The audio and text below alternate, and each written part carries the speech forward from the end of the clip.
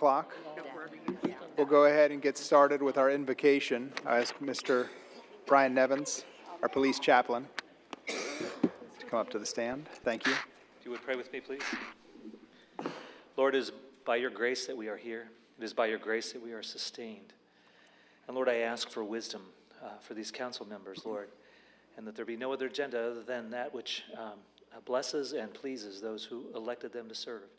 And I pray that you would bless them, God, for the service that they provide. And we thank you and praise you in all these things in Jesus' name. Amen. Amen. Amen. Thank you. We'll go ahead and call the meeting to order. This is the December 2017 regular council meeting. And if I could ask everybody to rise, and we'll say the Pledge of Allegiance. I pledge allegiance to the flag of the United States of America and to the republic for which it stands, one nation, under God, indivisible, with liberty and justice for all. All right, Mrs. Hoffman, could you please take roll call? Mr. Burke? Here. Mr. Cahill? Here. Ms. Kyle? Here. Mr. Skidmore? Here. Ms. Sudkamp? Here. Ms. Cahill? Here. Mr. Montgomery? Here. Ms. Skidmore? Here. Ms. Pitts? Here. Mr. Nicely? Here. Ms. Fetty? Here. Mr. Blankenship? All right, we have a quorum. Hold on just a second. Mr. Blankenship was stuck in Scotland, and now he's stuck in New York, so that's why he's not here. Okay, thank you, thank you. It's like JD being stuck in Curacao, right? Yeah. It's rough, but you know. All right, you've received a copy of the minutes for the November 7th, 2017 regular council meeting. Are there any additions or corrections to be made at this time? Seeing none, I'll entertain a motion that we adopt as written. A motion by Mrs. Kyle, second by Mr. Montgomery. Any discussion? All in favor say aye. Aye. All right, motion carried. Next, we'll ask for an approval of the agenda for this evening.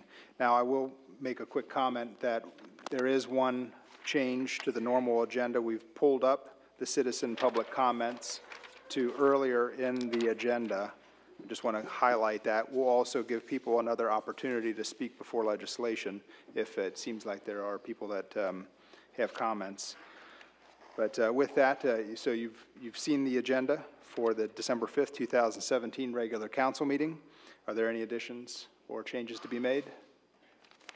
All right, seeing none, I'll entertain a motion that we adopt as written. A motion by Mr. Burke, second by Mr. Nicely. Any discussion? All in favor say aye. Aye. Motion carried. All right, we'll move on to the special presentations. First up is a business spotlight. We'll ask Mr. Ron Levin from the Water District to come up.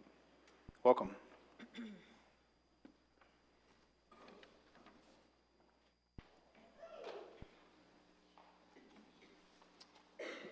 Well, thank you, Mayor and Council, for having us here this evening to talk a little bit about our business. And I think most everyone in this room has probably used our product, unless you're drinking bottled water or drinking whiskey and beer that's not brewed or distilled in this area. So hopefully those of you have thought a little bit about where our drinking water comes from. We're going to take a few minutes and try and tell you a little bit about that. I want to introduce Amy Kramer, who's our Vice President of Engineering and Water Quality and Production. She's going to keep me out of trouble this evening. So we've got just a few PowerPoints here we'd like to show you this evening. Just quickly, our structure, we're a state agency that's chartered under Chapter 74. We're the largest water district in the state of Kentucky and the third largest water provider. And what we mean by that, we're third largest behind the Louisville Water Company, which is a city-owned operation. It's a subsidiary of the city and county of Louisville, and Kentucky American that serves Lexington and Fayette County. And they are an investor-owned and regulated by the Public Service Commission like we are. The city and county of Louisville is not.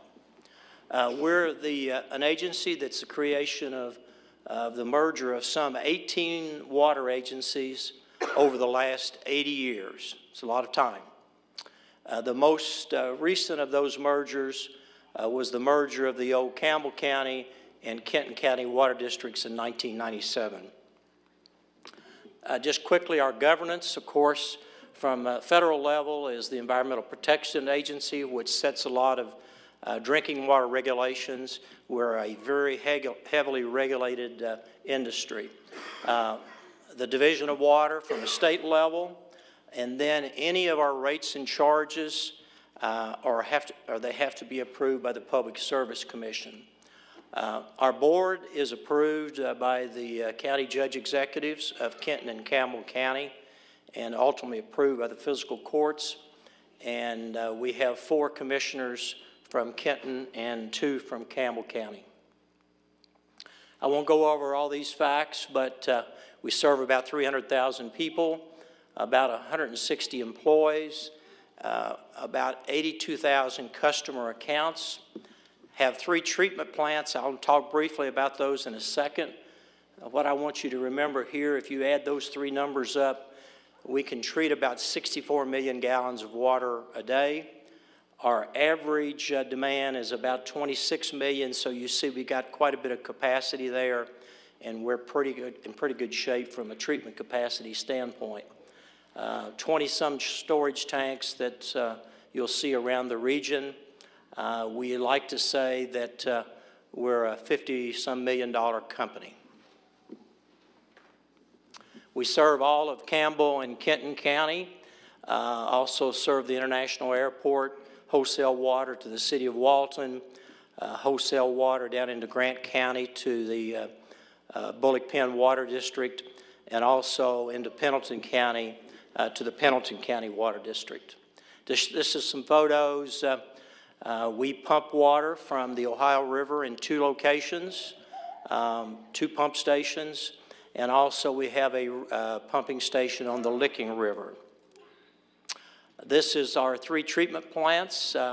Our flagship plant, our largest plant, is the Fort Thomas treatment plant in the lower left-hand corner. Used to be the old Covington Waterworks. We have the lower right-hand is the Memorial Parkway treatment plant, which is the old Newport water treatment plant, and a smaller plant we call our Taylor Mill plant that's in Latonia. Just quickly, water treatment. You probably don't think too much about that, where your drinking water comes from, but we're taking just muddy water from the Ohio and the Licking. We're taking it through a process of clarification and filtration to try and get a lot of that mud and debris and leaves and other material that's in there. We're trying to settle it out and filter it out as quickly as possible. And then we go through some advanced treatment. It's called granular activated carbon, and we take it through a disinfection process that's UV disinfection and chlorine disinfection. Just shows some of our tanks that are around in the region. Now we're going to try something a little different here. Some of you may have seen Aerial America on the Smithsonian, so we're going to try and take you on our version of aerial water here. And your water really comes, the majority of it, from the Ohio River, and we're going to take it from the Ohio here to the city building. The Ohio River Basin upstream from us is a huge basin. Goes all the way, of course, up to the Pittsburgh, where the start of the Ohio, but the drainage basin actually goes up into Pennsylvania, up into New York. We'll see if this works here now. This is fairly new for us. So we're going to take you from our river intake, which is just downriver from Coney Island and the 275 bridge that goes across. And we bring water up through Fort Thomas, across the Licking River, through Fort Wright, Fort Mitchell, eventually up into Erlanger, where we're going to show you this evening.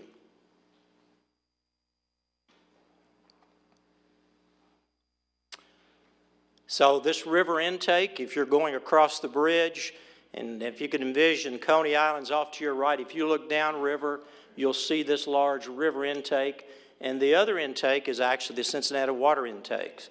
So those 2 intakes are on the Kentucky side of the river, and the reason for that, before the dams were built on the Ohio, that was where the deepest part of the channel of the original Ohio River was. This is the intake looking from the Ohio side. It's a huge concrete structure. So we bring water up through, over the hillside, pump it up almost 250 feet into Fort Thomas and into these storage reservoirs into our Fort Thomas treatment plant. From Fort Thomas, then we bring it down out of Fort Thomas, down Mock Road, and eventually we'll come up through Wilder. You're coming up through Wilder and crossing the Licking River. Twin Oaks Golf Course is here to the left, bringing it up through Latonia. I know some of you probably played on these baseball fields, softball and baseball, and then bringing it up on Grand Avenue. I think it's St. Anthony's Church and School is there, and that's where we have our smaller Taylor Mill plant. But we repump water from here, so we're bringing water all the way from Fort Thomas into this area and going to repump it now up into really Kenton County all the way out to the airport. This just shows you this smaller plant in our booster pump station. So come in through 16, up through Howard Litzler Road, over to 17, going south on 17. Is anyone getting dizzy? And going south on 17, that's Sanitation District's office is here, coming under 275, coming up Dudley Road to these two large storage tanks that you can see from 275. If you look up, you can see them. I think it's by one of the office buildings there. Then from there, it's brought out of this pump station in these large tanks,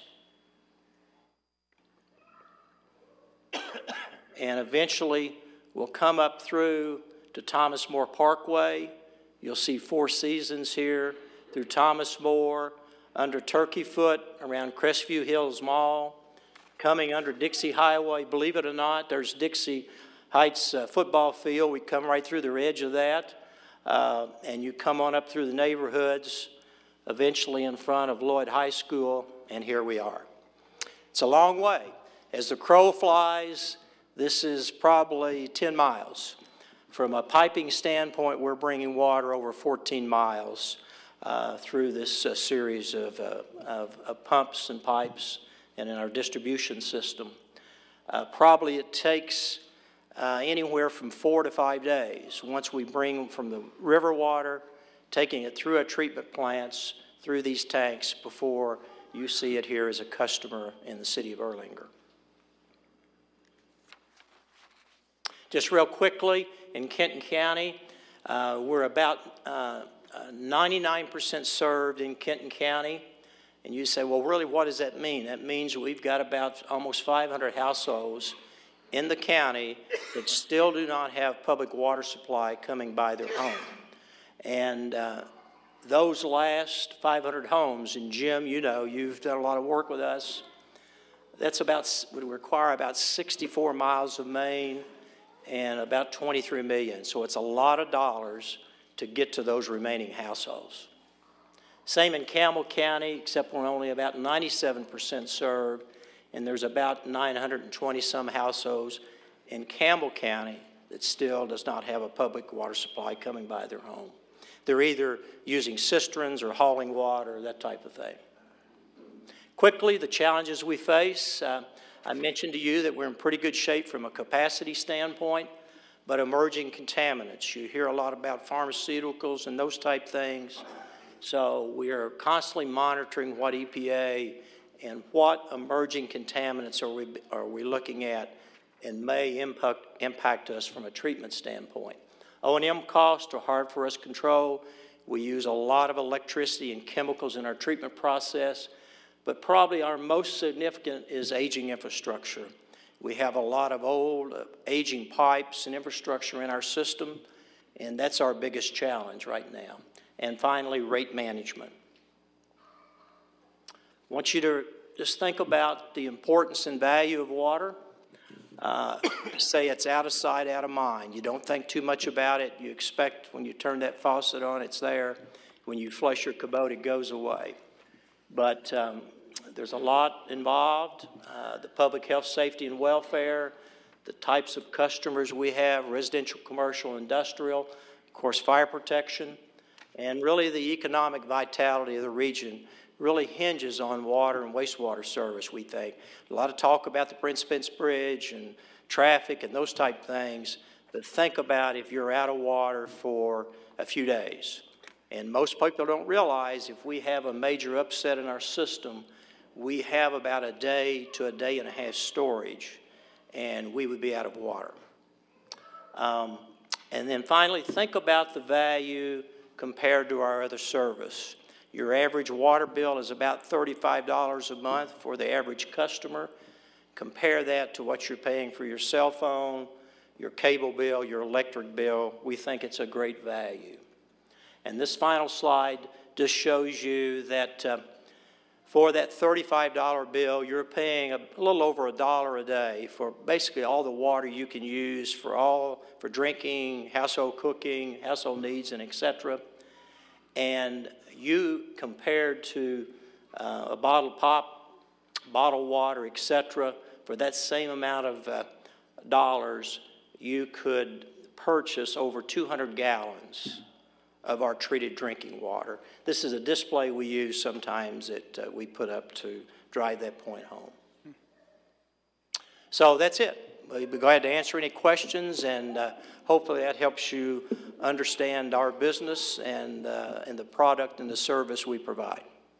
Thank you very much for the presentation. That was really cool seeing the fly-through. Appreciate that. Okay. Any questions for Mr. Levin?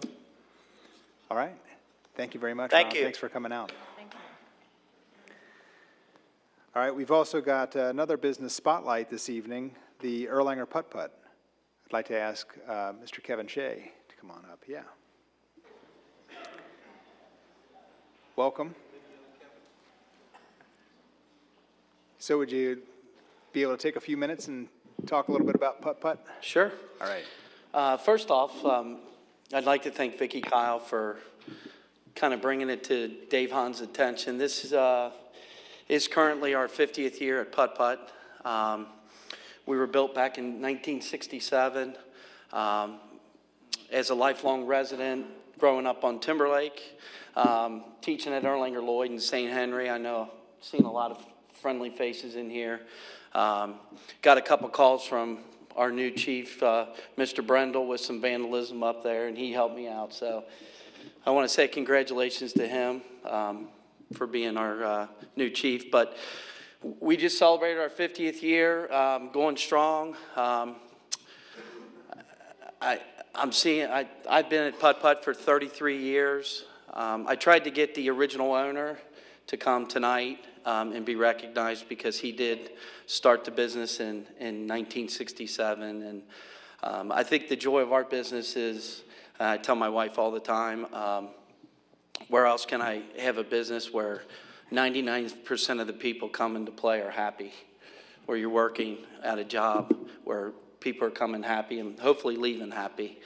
And we've seen a lot of change in the shopping center up there, Chinatown, IGA, all about sports, and we hung in there, and we're happy. Erlanger has treated us very well, and the community supports Putt-Putt golf, and I think that's why we've lasted 50 years. We're in the process of renovating right now. We're looking to do some things to improve. But we have a great clientele from the city of Erlanger and the city of Edgewood, and we're happy to be there. And I do appreciate the spotlight and the recognition. We've got something else here to recognize your 50 years.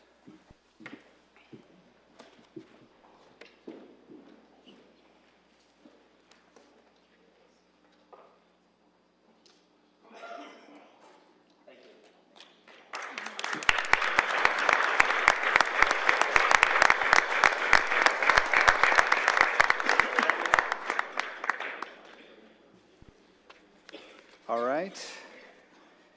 Next on the agenda, we've got the oath of office. We'll start with Mr. Todd Brendel.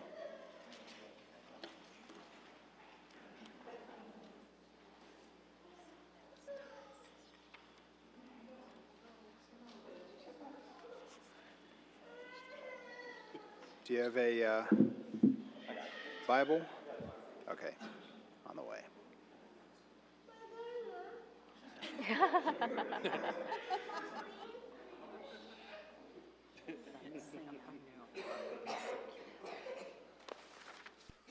You could raise your right hand, left hand on the Bible. I'll go ahead and read it, and you say, I do. I, Todd Brendel, do solemnly swear that I will support the Constitution of the United States and the Constitution of this Commonwealth, and be faithful and true to the Commonwealth of Kentucky, so long as I continue a citizen thereof, and that I will faithfully execute, to the best of my ability, the office of Chief of Police, according to law, and I do further solemnly swear that since the adoption of the present Constitution, I, being a citizen of this state, have not fought a duel with deadly weapons within this state nor out of it, nor have I sent a challenge to fight a duel with deadly weapons, nor have I acted as a second in carrying a challenge, nor aided or assisted any person thus offending, so help me God. All right, congratulations.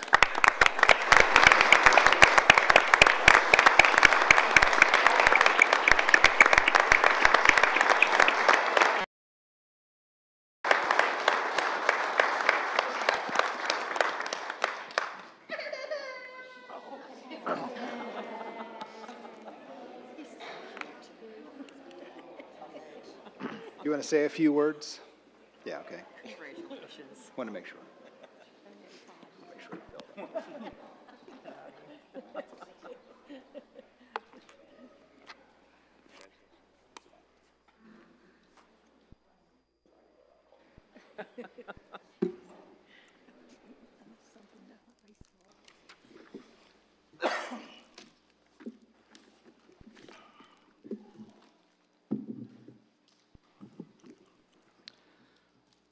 I can't express enough how much this opportunity means to me to serve the community I grew up in.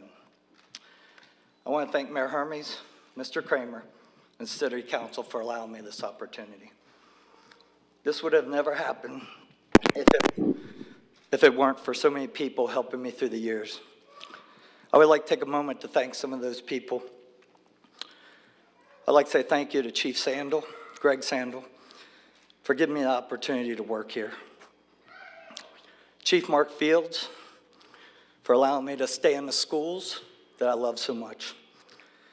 I also appreciate the talk he had with me about coming out of the schools. If he hadn't, I wouldn't be here tonight. Chief Ahrens was my immediate supervisor for most of my career, and I thank him for being a good supervisor who allowed me a lot of freedom in the SRO position. He was also a good friend who was there for me during some rough times. Retired Assistant Chief Doug Eagler has been a friend of mine for over 25 years, but was also a good mentor to me. I can't thank enough Chief Tony Wilson for having faith in me to do this job. I will miss working with him, but I know he and the rest of these guys will be there when I need help. There are a couple people here who I'd like to give special thanks to. Chief Thames, for always being there when I have questions to be asked. Chief Spike Jones,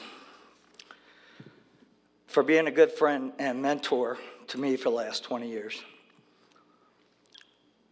I want to thank my FBI National Academy 269 classmate, Lieutenant Steve Saunders, Cincinnati PD, and Sergeant Sam Goodman, Lakeside Park PD, for being here with me tonight. It means an awful lot. I couldn't have done any of this without the support of family and friends. They've always been there to support me or an event that I was part of, and I want to thank you for that. I do have a vision for the police department, and part of that is to improve upon the great communication we already have with mayor, council, and our citizens. This will be done through new programs, tweaking and bringing back some old ones that were successful. I want to maintain the department at the forefront of innovation and technology. And finally, I want to make sure that we train our employees to be ready to step up when the time is needed. I could not leave here without thanking the men and women of the Erlanger Police Department for the outstanding work they do every day and the professionalism they display daily. Again, I want to thank council for this opportunity. Thank you.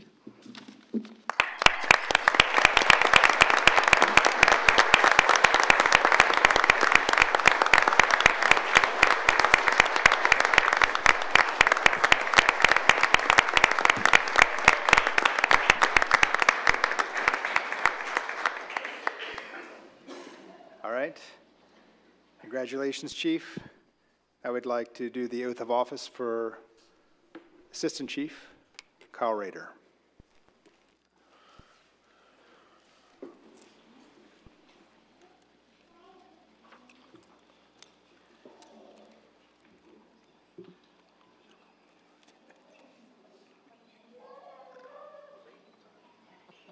All right, raise your right hand. All right.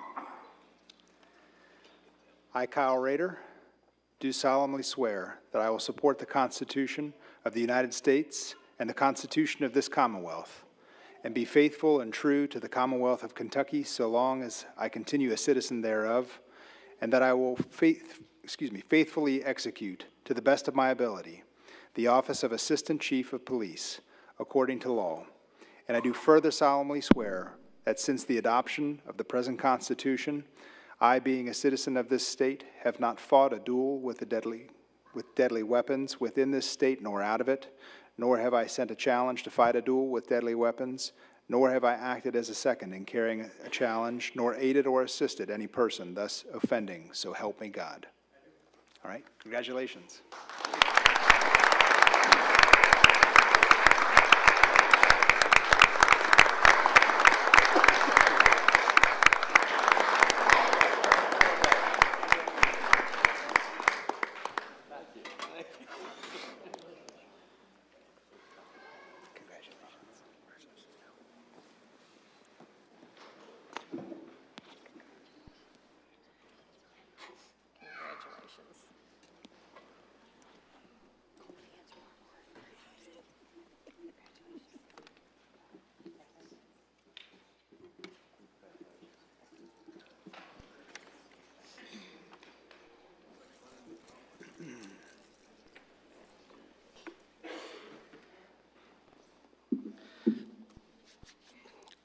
I said this last time I got promoted, and it's still true.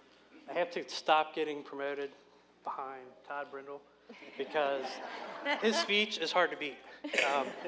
You know, everything that he said, I'm standing back there kind of listening to him get emotional, and I thought, there's no way I'll do it. Ask my wife. I'm not an emotional person. But, you know, this means a lot. From the day I talked to Chief Thames before I got hired, begging him for just a shot, just an interview. If you get me in there, you know, I'll impress him. I'll try to do my best. I'll be loyal to Erlanger. And Chief Thames, I thank you for that. You know, here I am 10 years later. Mayor, thank you. I'll never forget sitting in the interview and very intimidated, and we started talking about baseball, Lions baseball, and I knew I was home. I knew that, you know, things would work out. So, you know, I thank my whole family. I have a whole row of family members here that are sitting here. You know, they've been here for me the whole time. You know, it's been rough through the years. You miss holidays and birthdays, and my wife has always been there to tell me that it'll be okay. Eventually, we'll make it through it, and, you know, things will be good. And we made it, so thank you. Same for the guys in the back, every one of you, every department, not just PD. Thank you for always supporting me. Thank you for being there. Before I break down, I'm going to call it quits, and thank you.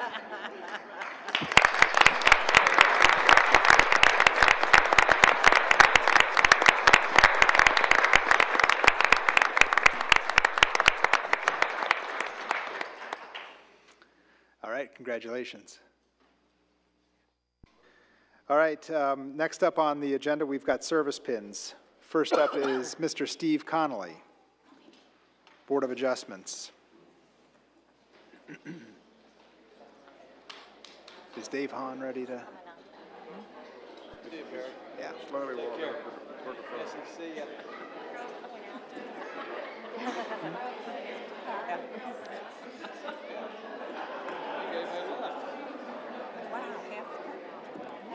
I know.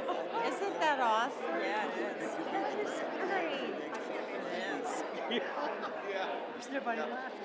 Isn't that awesome? Yeah. We're all going to party because they never see each other. I'm out of town.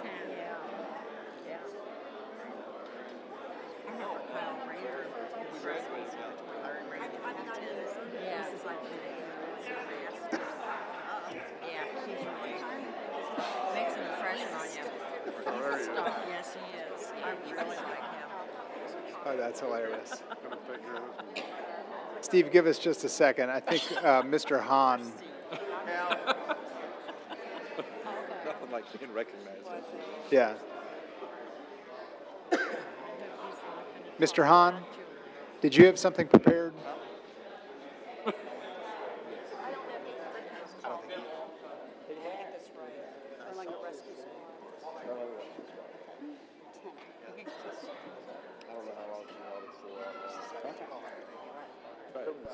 Be like church. Come to the front, please. You're not sure.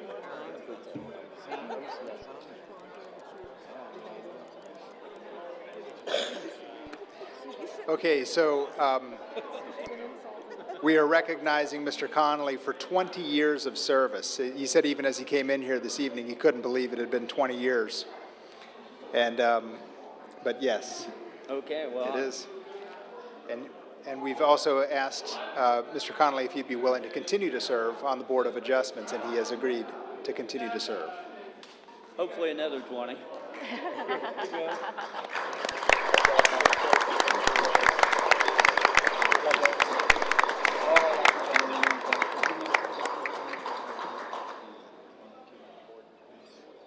Oh, some of this stuff, memories, and I've been around the city for quite a while.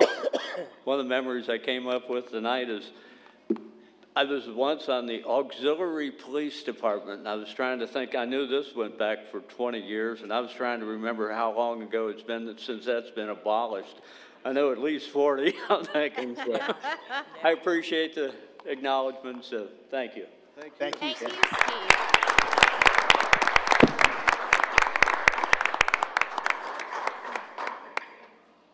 And then we've also got recognition for Mr. Kevin Quinn.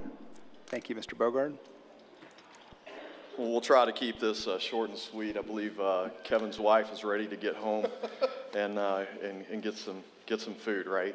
Get that pool ready. So I've got with me an email back from 2012, and I happened to pull it out, and it was just talking about someone looking for an opportunity to enjoy a place that he grew up and loved and served the city, and that was an email from Mr. Quinn. And so persistence and perseverance comes to mind with Kevin right off the bat, getting on with Erlanger.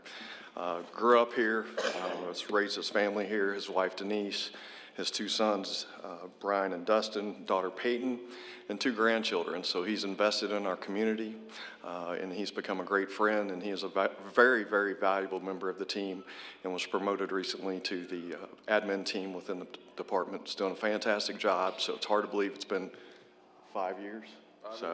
So here's to 5 years for Kevin, and here's to probably about at least 20 more, right? 15? All right, brother.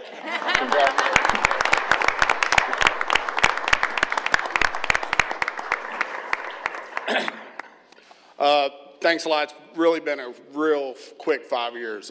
Doesn't seem like it's been 5 years, but you know, I was commuting back and forth to Lexington with my last job.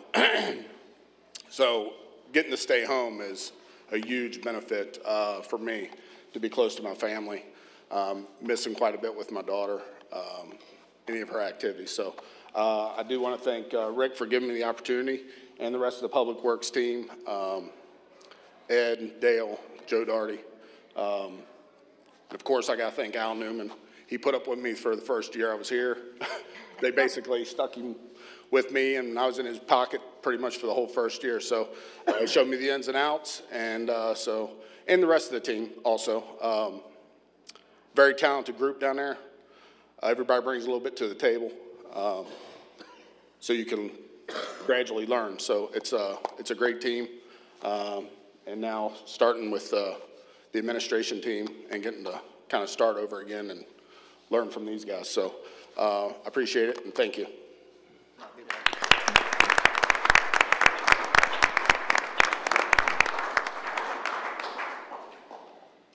All right, then next on the agenda is citizen public comments. Do we have anybody signed up to speak?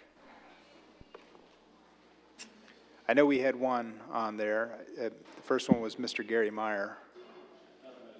All right, thank you. Any others?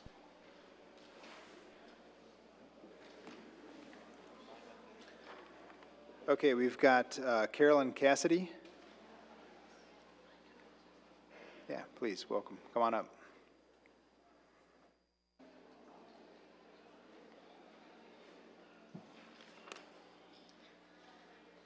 Hi, my name's Carolyn. I live on Narrows Road in Erlanger. I feel bad coming up here complaining after all those great speeches. I've lived on Narrows Road for about 10 years, and as you all know, the development on the other side of Narrows, which is Dries and Fishers, has steadily increased the traffic on Narrows. People have almost run into my front yard. Just this morning, ironically, I almost was rear-ended backing out of my driveway. They come over past the firehouse from Trails of Doe Run and that whole area back there, and they can't see me pulling out of the driveway. I wanted to thank the Erlanger Police for all the help that they've given me when I've called and complained. We have had them set up one of the little traffic radar. It worked for a while, but of course they just plow on ahead, and I can't tell you how many animals have been killed in front of my house because of the speeding, which is really not fun. I know that the farm has sold across from me. I knew that was inevitable, unfortunately. I'm very concerned about what's going to happen with the road. There's no storm drains. Actually, the storm drain is kind of my front yard. I get a lake on my apron of my driveway whenever it rains hard. So I just want to voice my concern. I know that you'll take this into consideration when they give their subdivision plans on where the entrance is going to be, what you're going to do about traffic, possibly slowing it down, possibly getting rid of that blind spot. The fire department is in a good position because they can pull out and see to the left and the right, but for me and the neighbors along where I live, it's dangerous. I never check my mail at 8 in the morning or 5 in the afternoon, ever. It's just, you know, it's taken my life in my hands. So I'm hoping those mailboxes move to our side of the road. I don't know what's going to happen, but I did speak to Sergeant Marksberry this morning, and he had some suggestions, and he was going to talk about where to place that radar again. There is a perfect spot kind of right across from my house where it's flat. I don't know if the city needs permission to put it there or not. It is on the land owned by, I'm assuming, Dries now. So hopefully that will help a little bit, but I just wanted to, you know, bring this to your attention that it has steadily gotten worse. And the person that almost hit me this morning got mad at me because I turned into the next subdivision to go to work, and they honked and made gestures at me. I don't know why. I was going the speed limit, but that's what I deal with on a daily basis. So I just wanted to make you aware of that. Yeah, thank you for coming out. I'm certainly sorry that you're having to deal with that. And so did they say that they would put a radar gun out? They said he was going to discuss it and possibly get in touch with me to figure out where the best place to be, you know, to put it. I know a new sign went up. I don't remember when, but it's only 35 miles an hour, and I know that people do not go 35 miles an hour. There's no way. Well, I know Mr. Hahn is here in the audience as well. He'll be the one that's reviewing the plans, and we'll make sure we're trying to keep this in mind with between the speeding, the stormwater, and the mailboxes. Right. Okay. Okay. Thank you. Thank you for coming out. All right, then we've got one other signed up here. It looks like it says M.D. Rolfston. What's that? Oh, okay. Oh, okay, okay. Okay. All right, thank you.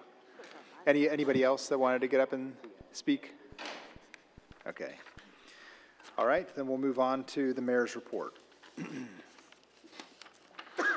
Okay, I want to make sure that council was aware. There will be a ribbon cutting ceremony coming up soon for the McDonald's that they've renovated. They were originally planning on having it Saturday, the 16th, but they just called me yesterday and said they're going to be pushing it back because they've had a construction delay. It's going to be sometime in early January. But again, it'll be a Saturday at 11 o'clock, and would love for you guys to attend if possible. I'll make sure I keep you in the loop when that is rescheduled. Just a reminder, I'm sure somebody else will probably talk about it this evening as well. We've got the Heroin Town Hall tomorrow night. We've got a panel of 11 or 12 people that will be up here to answer questions, and we've also got quite a few presentations as well, brief presentations. So I'm hoping it's going to be a informative and helpful evening to help guide people on some of the local resources. Next, I wanted to let council know that we've got some appointments coming up here. We've got 3 seats that are coming available between the Code Enforcement Board and the Board of Appeals.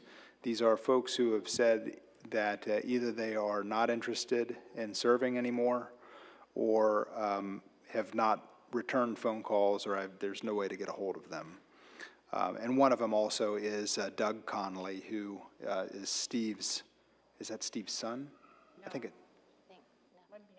It's yeah, right. Excuse me. It's his nephew. Yes, who used to serve on the Board of Appeals. But as you may remember, he resigned from that a year or so ago for school, and also because he was moving out of Erlanger. So that's another one of the spots that we're replacing. So my point in bringing that up is, if you have people that you think would be good to fill those positions, please let me know. Please forward their information on to me. I'd love to talk with them and see if they or would love to consider them for the appointment. Next, we've got the goals for 2018. I've received the goals from Fire, Public Works, spoken with Sherry about general government, and also received the goals from Tom Cahill. Thank you. I'd still like to receive police, dispatch, finance, IT, public relations, development, and the rest of the council members' goals, 2 or 3 goals for the upcoming year. All right? And also wanted to make sure that everybody was aware, council was aware that we've got city photos tomorrow. Our police had set up a photographer to get portraits revised. And they were gracious enough to go ahead and open that up for everybody. I love that idea because we'd all have the same background. We all look like we're on the same team. But yeah, they opened it up to council and all the other departments as well. That's tomorrow here. Actually, I think it's in police, in PD, right? Yeah, PD between 1 o'clock and 4 o'clock. How many kids can you bring? I'm not going to answer that. And that's all I had to report. So then next on the agenda, under the reports of committees, we've got Public Safety, the Police, Mrs. Sedkamp, Mrs. Kyle.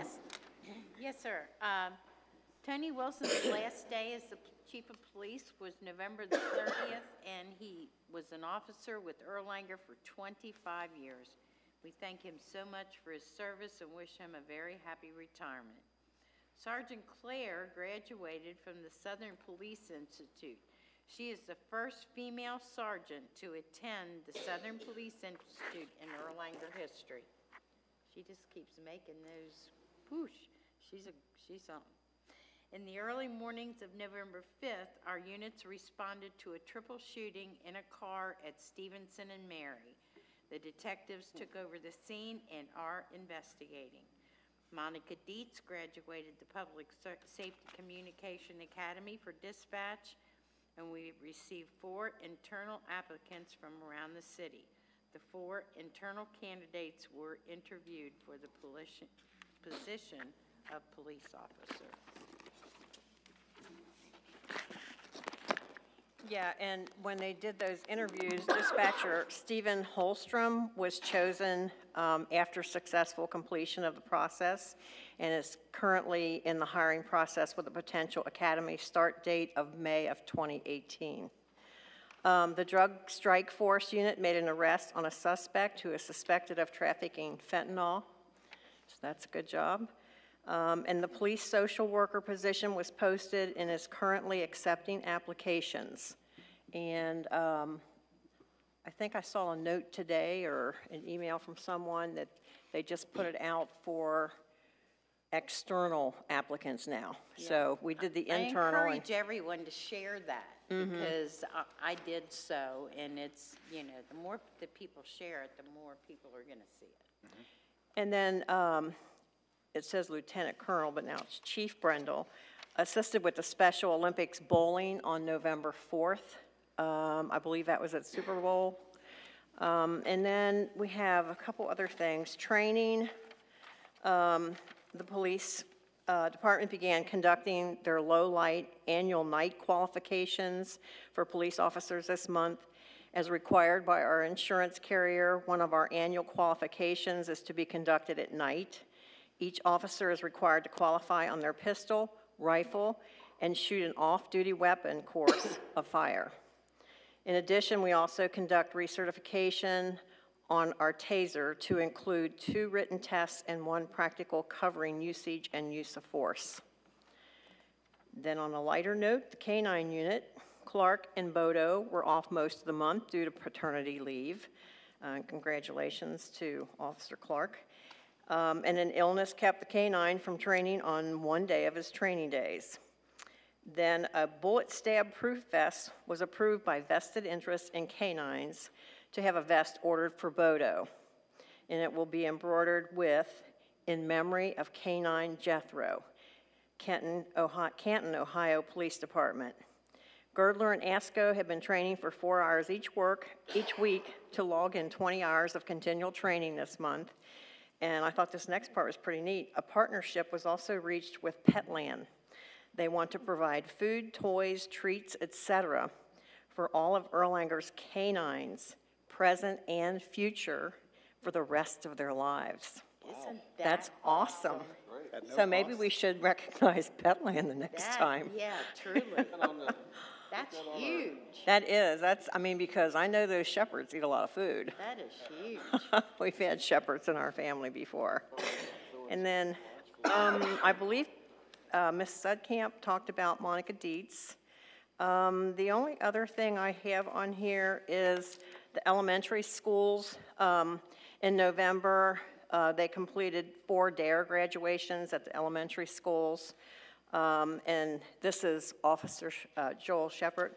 He also completed 6 home visits, handled questions about a parent with a carry concealed permit who had a gun in his car on school property, probably didn't know about it, and assisted with traffic at the schools. He also mentored 5 students each week, and in November he also attended range roll call training and an SRO meeting at the board office. And we do have several officers in the back. If anybody has anything to add. Rice. Sergeant Rice? No? Okay. All right, thank you. Oh, one other thing, the coyotes. Oh, yeah. We had committee meeting, and we decided to put information on our website so that we would give people tips on how to deter them from coming in their yard. So that's something you might want to check. Okay. It's also your guys' anniversary today. 68 years of the Oh, police that's department right. has been. Right. I remember when we did the 50th, when we finished off the new addition on the other side, and we had a big party, because I was in charge of that party, so I remember it. But yes, it is their 68th anniversary, so happy anniversary, guys. 68 years. It's a long time. It is a long. Almost as old as me. I was going to say, they don't look 68 years old. What? Right. He says it all the time. Oh, I meant I Sergeant, thought you meant Sergeant me. Rice. Because when I went Okay. to the senior luncheon, you said I had to be 62. What was I doing there? Yeah. Yeah. All right, all right. Okay, next up, we've got public Got new safety. glasses, something. Fire, EMS, Mrs. Pitts, Mrs. Fetty. The Erlanger family suffered a loss last week as we lost Julie Harris. And back in the day, she used to be lieutenant of the Erlanger Rescue Squad, and more recently, she was assistant for the Erlanger Police Department, an administrative assistant. She had many dear friends with the city.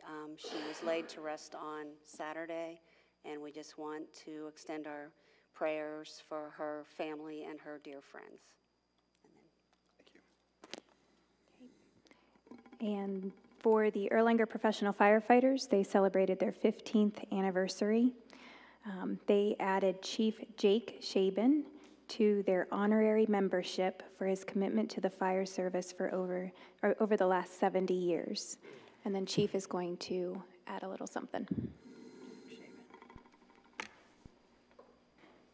Be brief, I promise. 'Tis the season, so I thought for those of you that saw the monthly report, it was very long this month, but there was something very relevant, and it's not to promote the fire department, it's more or less to, I guess, promote awareness. With the weather turning, our crews responded to a CO run with a CO alarm activation. Long, intricate story short, and I printed this out from the website. We read CO in parts per million. A 100 reading of parts per million is severe, can cause intense headaches, ultimately brain damage, coma, and death, especially at levels from 3 to 400. So when you're talking at a level with our meters from 3 to 400, you're talking death, likely. We responded to a residence where we found a reading of 550. With 2 residents inside. And the only thing that saved those folks are 2 things. First of all, the detector that was activated. The second thing was that they were both on home oxygen. Or I'd be telling a different story here today. The CO detector that those folks had in their house was one that the Lions Club and Local 4206 purchased. So I wanted to kind of build from the 15-year anniversary of Local 4206 and the things that that organization does out in the public. And with the help of the Lions Club, they donated, I forget how much money, and the local went and bought the CO detectors. So, and it was one that actually saved these folks' life. Even with oxygen at that high levels, they wouldn't have been with us. So I just wanted to kind of put that out there to promote that's the season. If you don't have a CO detector, get one. We're going to try to work with Erlanger Lions and get some more out there for the residents. But now with the weather turning cold, please pay attention. But the crews did a great job, and I'm glad I'm telling this story instead of another one. Chief, I've got a question, if you don't mind. Where is the best place for people to put those detectors in your home? Depends on your residence itself. Two-story? First floor. I mean, CO is going to be, if you have, it's going to come from gas appliances. So usually I always try to let them know, keep one on the first floor if at all possible. If you can get 2 and put them on each floor, that's great, but chances are you're better off putting them down on the first level. Or around certain, if you got a gas stove or a gas water heater, gas furnace, somewhere around that location is what I would suggest. Okay, thank you. That's what I was going to ask, Chief. I mean, what caused such high levels in that house? Did you? A resident left the car running in the attached garage. Wow. Until it ran out of gas. And that's the second time that has happened. Oh, my goodness. So, Same place?